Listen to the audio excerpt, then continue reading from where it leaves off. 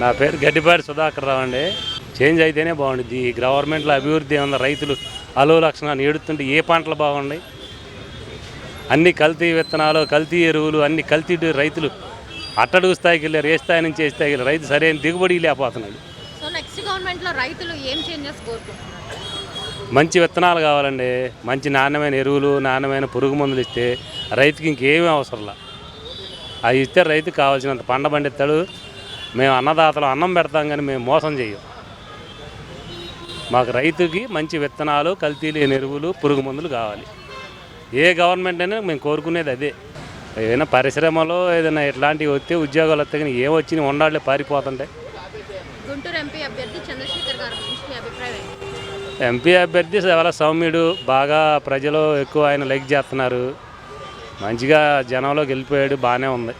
ఆయన నుంచి మీరు ఏమి ఎక్స్పెక్ట్ చేస్తున్నారు గుంటూరుకి రైతులకు? ఏదన్నా పిల్లలకు ఆయన వస్తే ఉద్యోగాలు వస్తాయేమో, లేకపోతే ఈ పిల్లలందరూ బాగుపడతారు, మంచి కంపెనీలు తీసుకొస్తానంటున్నాడు.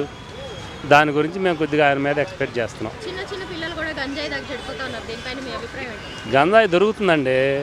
గంజాయి కొద్దిగా ఇదివరకు గవర్నమెంట్ కంటే ఇప్పుడు ఎక్కువనే వస్తుంది. పల్లెటూరులో కూడా మాకు తగులుతున్నాయి.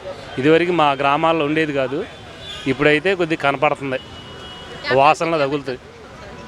క్యాపిటల్ సిటీ అమరావతి ఉంది కదా, అమరావతి ఉంటే బాగుంటుందా, వైజాగ్ ఉంటే బాగుంటుందా? అమరావతి బాగుండిద్ది.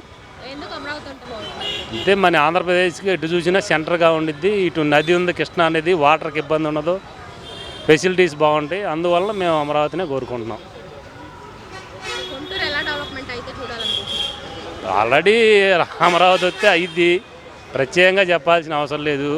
వాటర్ ఉండి ఏదైనా పరిశ్రమలు వస్తే ఇంకా బాగా మెరుగ్గా ఉండిద్దని మా కోరిక. నేను ఎస్విఎన్ కాలనీలో ఉంటున్నా ప్రస్తుతం, 4వ లైను.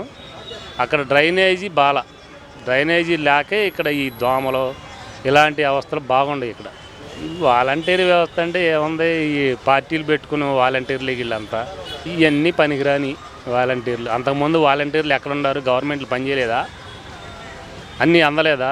రైతులకు కానీ మామూలు జనానికి కానీ ఏం అందలేదా? అందని ఇవన్నీ పెట్టి జనాన్ని సోమరపోతులు చేయడం తప్పితే 4,000 పింఛను ఇవన్నీ వేస్ట్ అండి.